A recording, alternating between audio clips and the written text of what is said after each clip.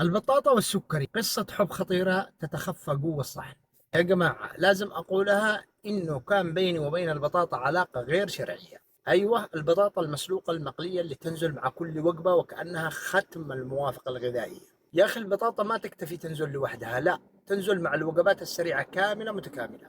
همبرجر، بروست، خبز، بيبسي، فوق كذا جالس البطاطا المقلية تقول أنا لمست الجمال. هذا مش صحن، هذه حفلة عصابة داخل معدتك. المعدة تصرخ والبنكرياس جالس ورا الكواليس يختنق ويقول يا بشر ارحموني. وما انتهينا، في واحد يجيك مطور الوضع، أنا آكل صحي، لحم مسلوق، دجاج مسلوق، وأول ما تروح تشوف صحته تلاقي البطاطا ملطفة بينهم كأنها خطيبة العريس. وهنا المصيبة، تخيل بعد ساعة تحس بنار تشتعل في أطرافك، مو لأن الجو حار، لا، لأن السكر ارتفع. وقال اليوم حفلتنا الطب يلخصها: البطاطا خصوصا لو كانت مقلية ترفع السكر بسرعة جنونية، وإذا اجتمعت مع الخبز والمشروبات الغازية والدهون أنت حرفيا تجمع فريق النكبة ضد البنكرياس. أما المسلوقة فهي أهدى، لكن إذا زودت الكمية ترجع نفس الفيلم. أقول لك اقطعها، لكن لا تعطيها منصب مدير عام حياتك الغذائية. خليها ضيفة خفيفة زي زيارة خاطفة، تمشي وأنت أدرى بصحتك.